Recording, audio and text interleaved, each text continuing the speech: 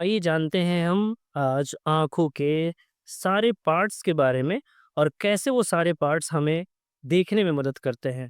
तो welcome to the chapter the human eye and the colourful world of the class 10th। देखिए हमारे पास ये आँखों का स्ट्रक्चर गिवन है ना? इसमें हमारे पास कुछ चीज़ें दिखती होंगी, कुछ-कुछ पार्ट्स हमें दिख नज़र आ रहा है। क्या-क्या है? यहाँ लेंस है ना? उससे पहले आपको प्यूपिल आइरिस दिखेगा, कॉर्निया दिखेगा। आइए समझते हैं इसको डिटेल में कि कौन पार्ट कहाँ होता है और सबसे पहले हम जानेंगे कि किसका क्या-क्या फंक्शन होता है। तो सबसे पहले देखते हैं यहाँ पे, मान लीजिए ये आँख है, तो आँख का जो सबसे ऊपरी हिस्सा है, ऊपरी हिस्सा, सबसे ऊपर वाला पार्ट जो है, जैसे कि हम बात कर रहे हैं किसकी? हम बात कर रहे हैं इस वाले हिस्से की, ये प्रोटेक्टिव लेयर है एक तरह का, है ना? इसे हम कॉर्निया कहते हैं। यहाँ देखिए, cornea, what is cornea? The front transparent part of the I is called cornea. सबसे ऊपर वाला हिस्सा जो ट्रांसपेरेंट होता है, उसे ही हम क्या कहते हैं? उसे हम कहते हैं कॉर्निया। ठीक है, इसे क्यों हम कॉर्निया कहते हैं। ठीक है, चलिए अब हमारे पास क्या है, कॉर्निया के बाद ये इसे हम पे और क्या क्या कह सकते हैं? It is called a protective layer for the human eyes, है ना? ये प्रोटेक्टिव लेयर कहलाएगा, है ना? एक प्रोटेक्टिव लेयर, ये हमें किससे प्रोटेक्ट करता है? तो ये हमें प्रोटेक्ट करता है फ्रॉम द एटमॉस्फेरिक डस्ट। जो भी डस्ट पार्टिकल्स हमारे आंखों में आते हैं, उससे भी प्रोटेक्ट करने का काम कॉर्निया करता है। ठीक है, कॉर्निया के बाद हमारे पास ये देखिए है क्या, एरिस एंड कोपिन, ये दोनों एक साथ कोऑर्डिनेट करके काम करते हैं। कैसे काम करते हैं, चलिए देखते हैं। हमारे पास, आपको भी पता है कि आंखों का जो ब्लैक वाला हिस्सा है, ये ब्लैक वाला हिस्सा, इस ब्लैक वाले हिस्से के अंदर एक और छोटा सा ब्लैक वाला हिस्सा पाया जाता है, एक और छोटा सा ब्लैक वाला हिस्सा पाया जाता है। ठीक है, आप देखते होंगे जैसे कि यहाँ आपको दिखाया गया है, एक ये वाले हिस्से की बात की जा रही है और एक ये वाली, है ना, अंदर वाली। तो इसमें जो है ये जो बड़ा वाला ब्लैक या ब्लू कलर में आपको दिखाया गया है, आइरिस कहते हैं, इसे हम आइरिस कहते हैं। और जो अंदर वाला छोटा सा ब्लैक हिस्सा है, इसे हम प्यूपिल कहते हैं। ठीक है, जो लाइट एंटर करती है हमारी आंखों में, जो लाइट एंटर करती है, वो पुपिल से करती है, सिर्फ इस छोटे वाले हिस्से से करती है। ठीक है, प्यूपिल से ही लाइट एंटर करा करता है। ठीक है, इस वाले पार्ट से, ये पुपिल है, ये लाइट एंटर करता है। ठीक है, और ये जो है, ये वाला हिस्सा, इसे हम आइरिस कहते हैं। ये आइरिस का फिर क्या वर्क है, आइरिस और पुपिल का क्या वर्क है, ये दोनों एक दूसरे के साथ कैसे कोऑर्डिनेट करते हैं? ठीक है, तो देखिए भाई, क्या है कि अमाउंट ऑफ लाइट के साथ कोऑर्डिनेट करते हैं। देखो बाबू, iris and pupil, the iris controls the amount of light, है, एरिस क्या करता है?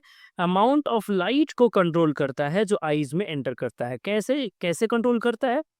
अपनी साइज को बढ़ाता है, छोटा करता है, बढ़ाता है ना? कभी छोटा कभी बड़ा, ताकि sufficient amount of light enter कर सके, है ना? जितनी लाइट की ज़रूरत होती है उसके हिसाब से लाइट एंटर कर सके। देखिए क्या कह रहा है, if the amount of light received by the I is large, ठीक है? अगर ज़्यादा लाइट आ रहा है आँखों को, यहाँ देखिए, ये एरिस है और ये पुपिल है, ठीक है? क्या करेगा, यहाँ से एक्सपेंड करेगा, एरिस अपने आप को एक्सपेंड करेगा, जिसकी वजह से पुपिल जो है वो बिल्कुल ही छोटा हो जाएगा। ठीक है, ताकि अमाउंट ऑफ लाइट जो है वो थोड़ा जा सके, सफिशिएंट अमाउंट ही जा सके, ज़्यादा ना जा सके उसके अंदर, इस पुपिल के अंदर। ठीक है, समझ में आ रही बात ना? उस पुपिल के अंदर बहुत छोटा सा लाइट, थोड़ा सा लाइट जा सके।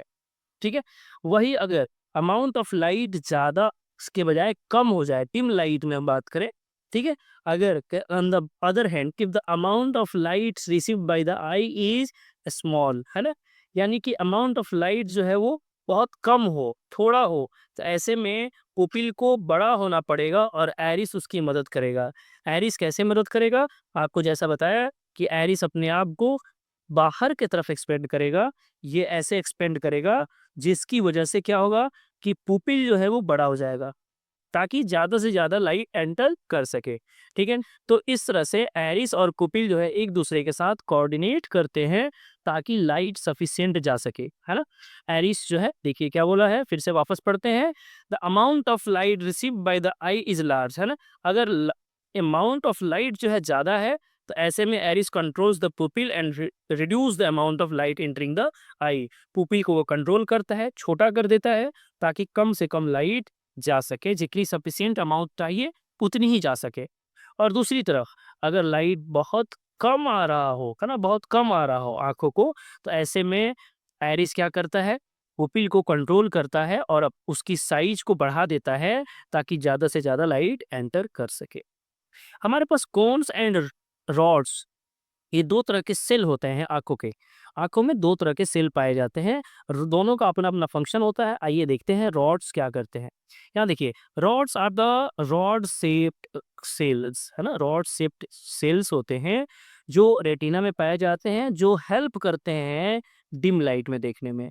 थोड़ा-सा कम भी लाइट है तो हम देख पाते हैं। लेकिन आपको पता है कि कम लाइट में जो एज ओल्ड पर्सन है ना? ओल्ड पर्सन है, वो कम देख पाते हैं क्योंकि उनकी आँखों में रॉड सेल की कमी हो जाती है, ठीक है? वही अगर हम बात करें कुछ जानवर जैसे कि आउल, उल्लू जो है या फिर चमगादड़ जो है बैक्स, है ना? इनके ये रात को भी देख पाते हैं, क्यों? क्योंकि इनकी आँखों में रॉड सेल जो है वो ज़्यादा पाया जाता है। दूसरी तरफ कहा जा रहा है वो कि cones are the cone shaped cells present in the retina of the eye which helps in the sensation of colour of the object. Colour को पहचानने में मदद करता है ना? कोन सेल्स जो है वो कलर को पहचानने में मदद करता है।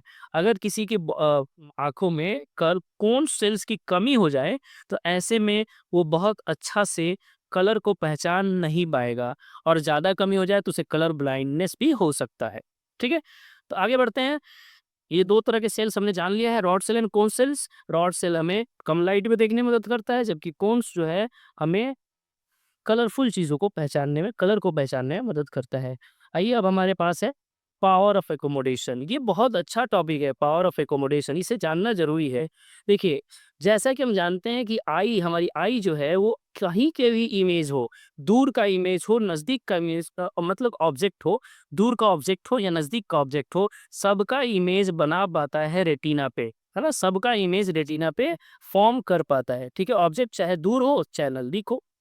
ठीक है? अपनी फोकल लेंथ को चेंज करता है, अपनी पावर को बढ़ाता है, घटाता है, अपनी जो लेंस है, उसकी पावर को बढ़ाता है, घटाता है, ठीक है? जबकि मान लीजिए मार्केट से कोई चश्मा खरीद के लेकर आते हैं, पावर है उसमें, उसकी पावर एक फिक्स होती है ना? अगर हम मुझे दूर का देखना है, तो दूरी का ही दिखाएगा वो, है ना? उसकी पावर फिक्स होती है। लेकिन हमारी आँखों का जो लेंस है, वो according to the distance of object, object के डिस्टेंस के हिसाब से वो अपनी फोकल लेंथ को एडजस्ट करता है और एडजस्ट करने की वजह से क्या होता है कि वो दूर के इमेज को और नज़दीक की इमेज को, दोनों को ही हम क्या करते हैं, अपने सही रेटिना पे देख पाते हैं, है ना? रेटिना पे इमेज का फॉर्मेशन करा पाते हैं। दिस एबिलिटी ऑफ लेंस, है ना? लेंस की ये एबिलिटी, किस बात की ability? To adjust the power of the lens, lens की पावर को एडजस्ट करना ही पावर ऑफ एकोमोडेशन कहलाता है, ठीक है? समझ आ रही बात ना? इसको पावर ऑफ एकोमोडेशन कहते हैं। सिलरी मसल्स, आइए हम देखते हैं सिलरी मसल्स कहाँ पाया जाता है। ये देखिए, देखिए यहाँ जो है ये पार्ट और ये पार्ट, ये आपके बेसिकली सिलरी मसल्स कहलाते हैं जो लेंस को होल्ड करके रखते हैं, ठीक है? ये लेंस को होल्ड करने का काम करते हैं। यही सिलरी मसल्स जो है वो हेल्प करते हैं लेंस की एडजस्टमेंट में, है ना? कभी लेंस की पावर को बढ़ाना है और घटाना है, ठीक है? तो इसमें सिलरी मसल्स मदद करते हैं। वही colour ciliary muscles help in adjusting the power of the lens. Lens की पावर को एडजस्ट करने में सिलरी मसल्स का हाथ होता है, ठीक है? वो ही एडजस्ट करते हैं। The least distance of the clear vision of the human I is 25 centimetre. सबसे नज़दीक जो हम क्लियर देख पाते हैं, है ना? वो 25 सेंटीमीटर है। अगर 25 सेंटीमीटर से नज़दीक देखने की बात की जाए, आप एक बुक उठाएँ और 25 सेंटीमीटर से नज़दीक अपने आँखों के रख लें, तो आपको वो क्लियर नज़र नहीं आएगा, है ना? यानी कि सबसे नज़दीक जो हमें क्लियर नज़र आने के लिए जो डिस्टेंस है वो 25 सेंटीमीटर है। इससे ज़्यादा करेंगे तो फिर हमें क्लियर नज़र नहीं आएगा या फिर हमारी आँखों में दर्द होना शुरू हो जाएगा। And the far point for the normal human I is infinity.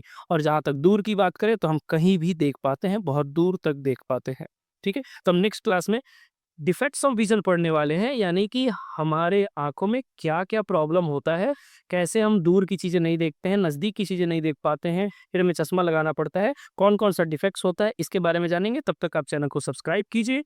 अगर अभी तक आपने नहीं किया है तो सब्सक्राइब कर लीजिए और ज़्यादा से ज़्यादा शेयर करें ताकि ज़्यादातर लोगों तक पहुँच सके। नोट्स जो है आपके डिस्क्रिप्शन में दिया हुआ है इस चैप्टर का, आप वहाँ से जाकर नोट्स डाउनलोड कर सकते हैं। Thank you.